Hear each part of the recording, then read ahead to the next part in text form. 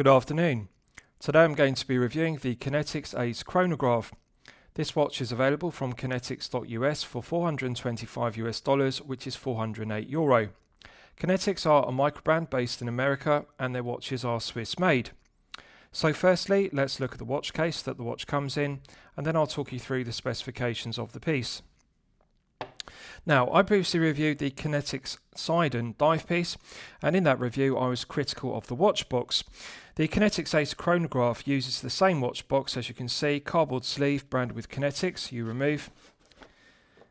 And inside we have the watch box branded with Kinetx Ace with a sticker applied to the lid. Now, I was critical of this, and I'm pleased to report that Kinetx have responded to the criticism and they have upgraded this watch box to a Pelican style case. So I'll show that to you. Now, this is the Pelican style case that the Kinetx Ace Chronograph now comes in, and as you can see, it's far better quality. Hinge lid, and we have two plastic clips and also a plastic handle.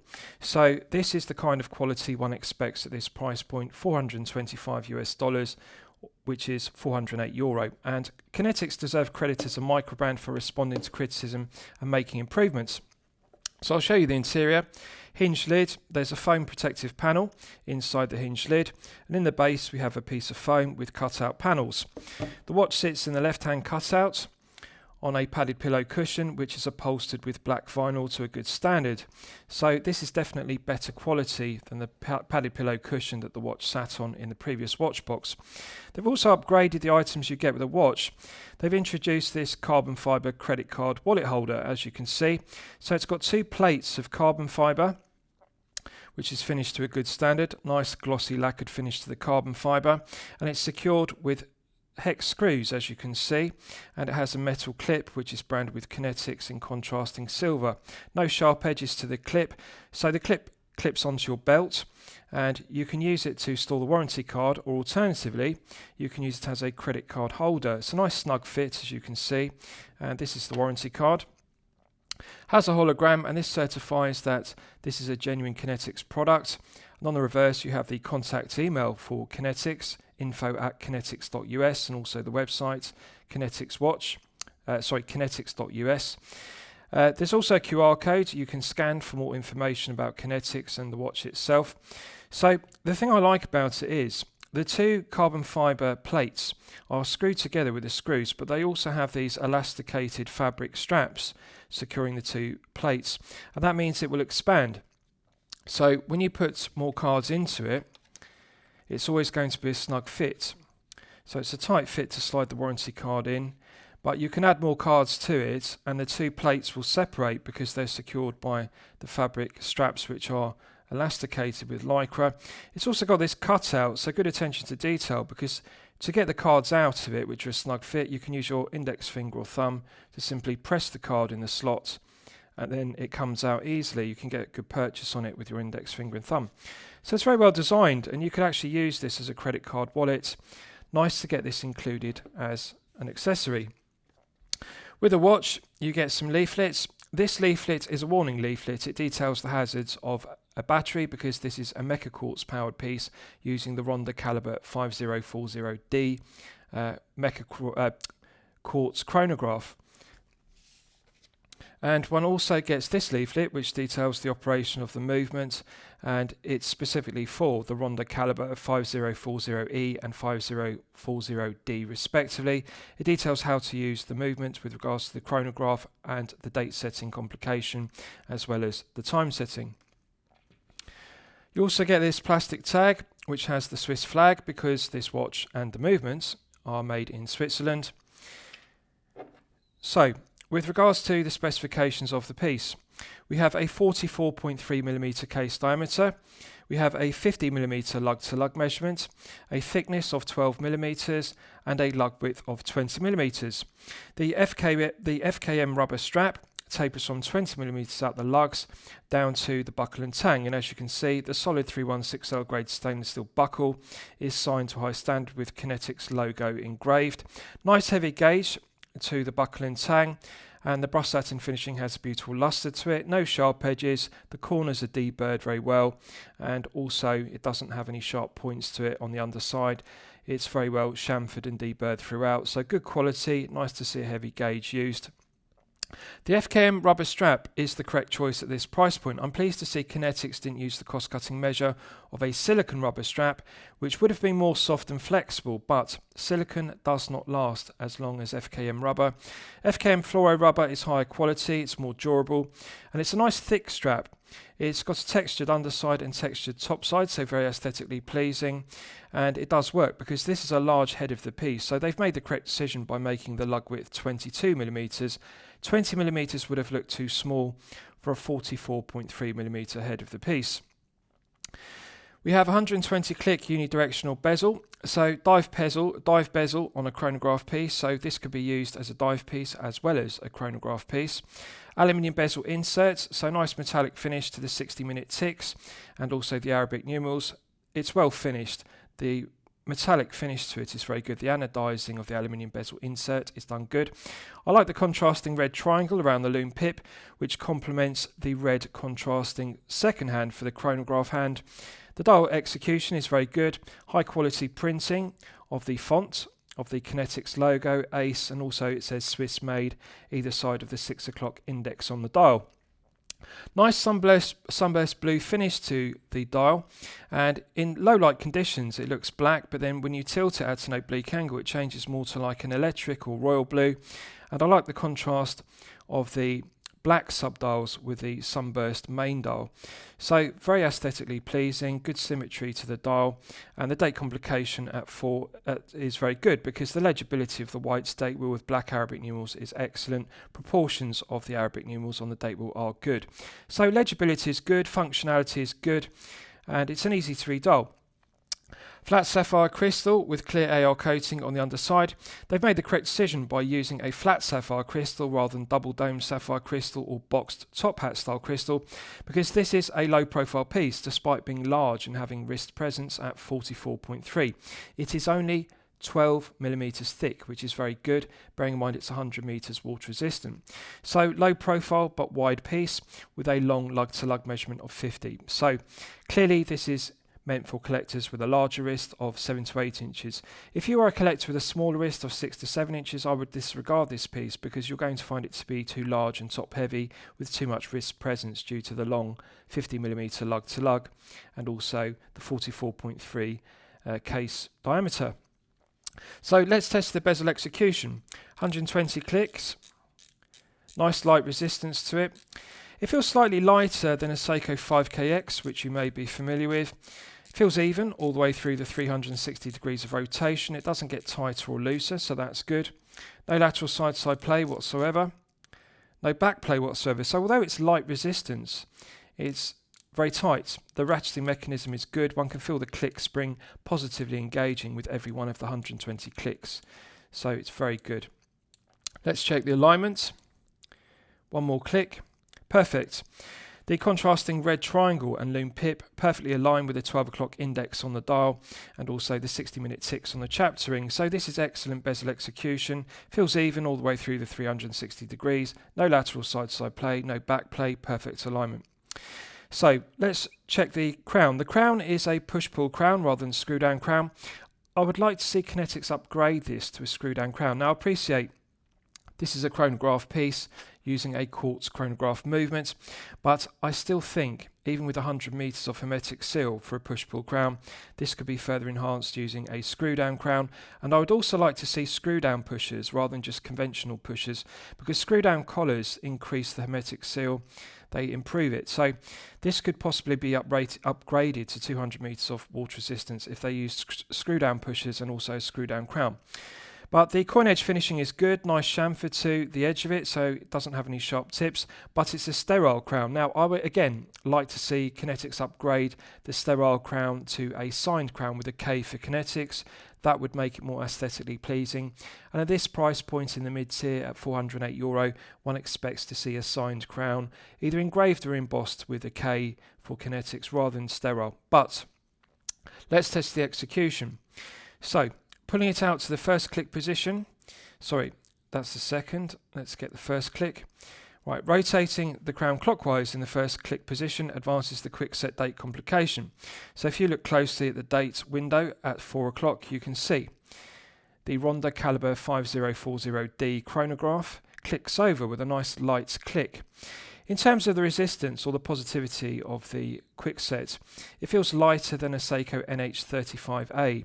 It feels more like a Sellita SW200-1 or an ETA 2824-2. That is the kind of feeling to the clicks of the quickset, but it does click over with a good solid positive click, although lighter than an NH35A. So, pulling it out to the second click position hacks the movement, and we're now in the time setting position. Nice light resistance to the gearing in the Ronda caliber 5040D because it has 0 joules. It's a low friction quartz chronograph. Feels good clockwise and anti-clockwise, very smooth. Minimal back play in it. There's an immediate response. When you rotate the crown clockwise or anti-clockwise, the minute hand moves immediately. So minimal back play in the gearing is good, and it feels smooth clockwise and anti-clockwise. Feels nice and solid. Pushing it back in, it's got a nice positive click, and that restarts the movement. If you look at the top right subdial, you can see it's now beginning to click around the subdial once again. So it feels good. I like the feeling of the Ronda 5040D. It's a robust quartz chronograph, Swiss-made movement, and the correct choice for this piece. I'll show you the case back. Solid 316L grade stainless steel. One detail I want to show you actually is 2 sliding keepers, and it's good attention to detail because at the end of the strap it's actually got an angle piece which engages in the keepers, and it prevents the keeper, as you can see it's keyed, it prevents the keeper sliding off the end of the strap, and this is something that often micro brands get incorrect in the mid-tier. The end of the strap doesn't have this tapered triangle, as you can see, like a tooth. And it's good because when the keeper slides to the end, it doesn't slide beyond that tooth, it actually grips it. So it works very well. So good attention to detail with the moulding of the FKM rubber strap. So solid 316L grade stainless steel case back, as you can see. Matte finish to it, and it's laser etched with a pilot, as you can see, and the specification of the piece around the circumference. The laser etching is done to a good standard. It's very aesthetically pleasing, and the case back is very well finished. Very flat and low profile rather than having a bubble back profile. The milled slots are very well machined, no sharp edges, no burrs, and the benefit of it being a flat case back rather than bubble back profile is, although this is a large head of the piece, it sits very snug to the wrist. Nice curved undercut to the case, so it wraps around the wrist rather than sitting on top of it, and it doesn't feel top heavy as a result. So nicely finished with a pilot laser etched into the case back in the specification, and it does feel very smooth against the wrist. It's comfortable to wear. Also, a detail I like is stainless steel quick release spring bar, so one doesn't need a spring bar tool to change the strap.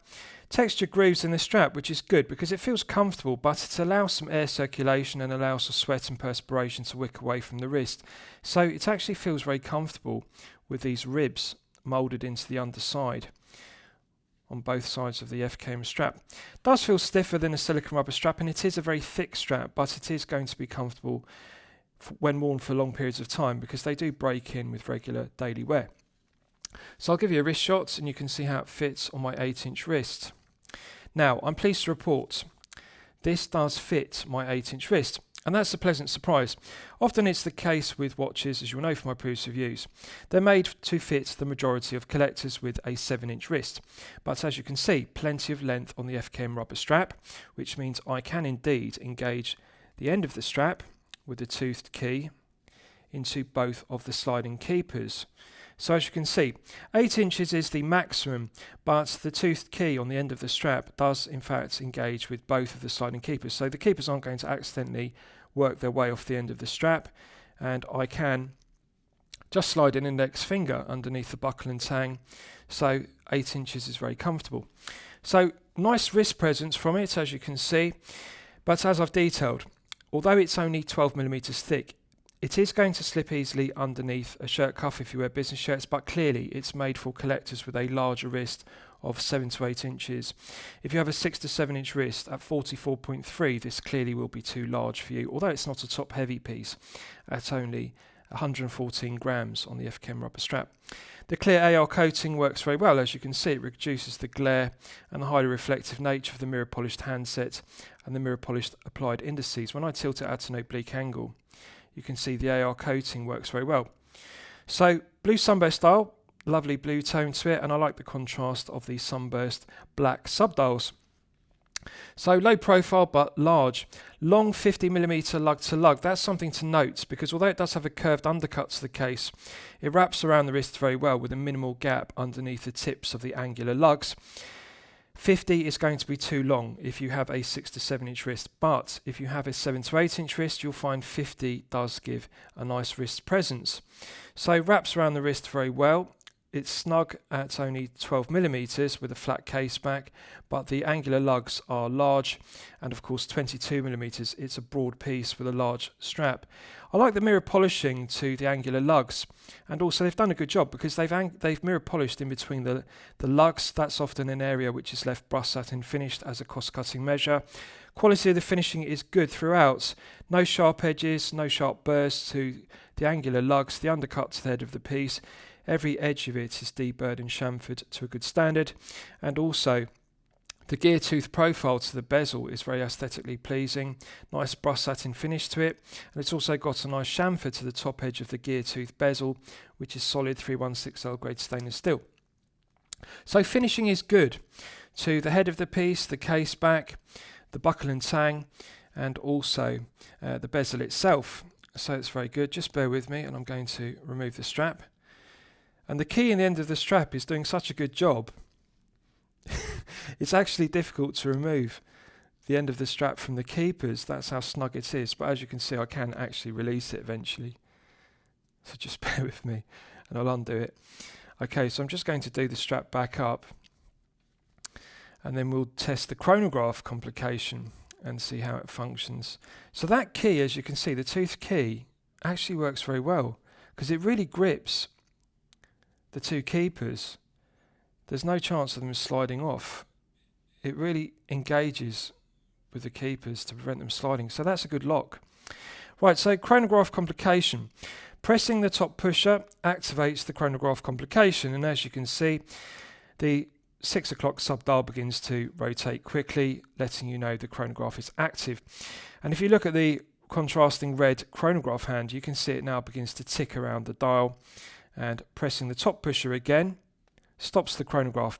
The pushers are heavily sprung loaded, and I really like the action of the Ronda caliber 5040D.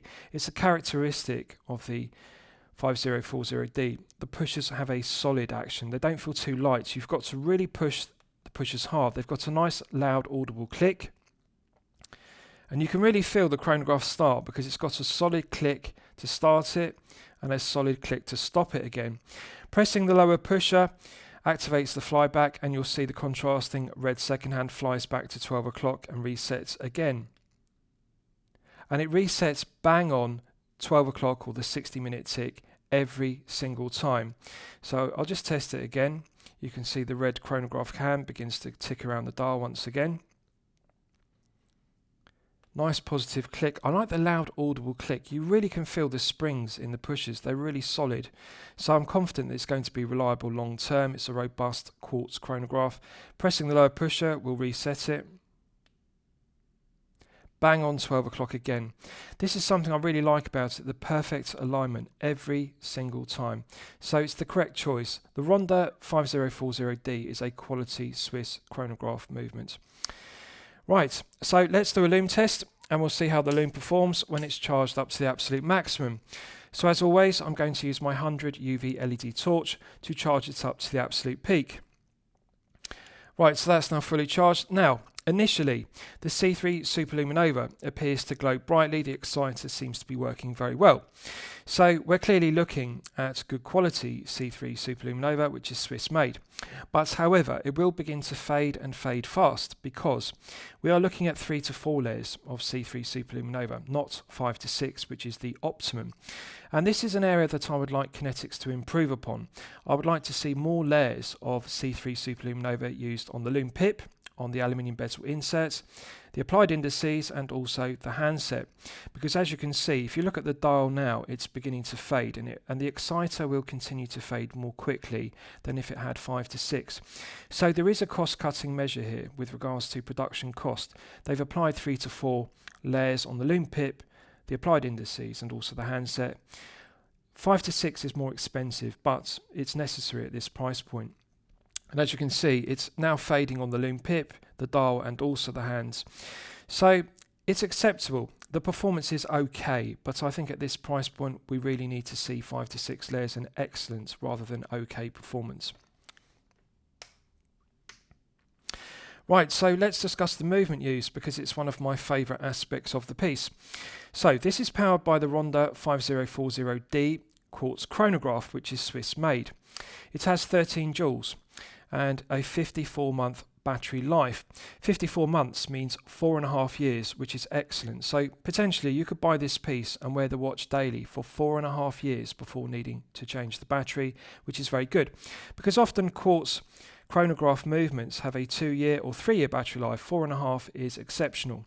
It has hacking and a quick set complication, which I've demonstrated. That's very good. The stated accuracy is -10 to +20 seconds per month. Now just think about that for a moment. That's not -10 to +20 per day or per week. -10 to +20 seconds per month. Better than ±1 second per day accuracy.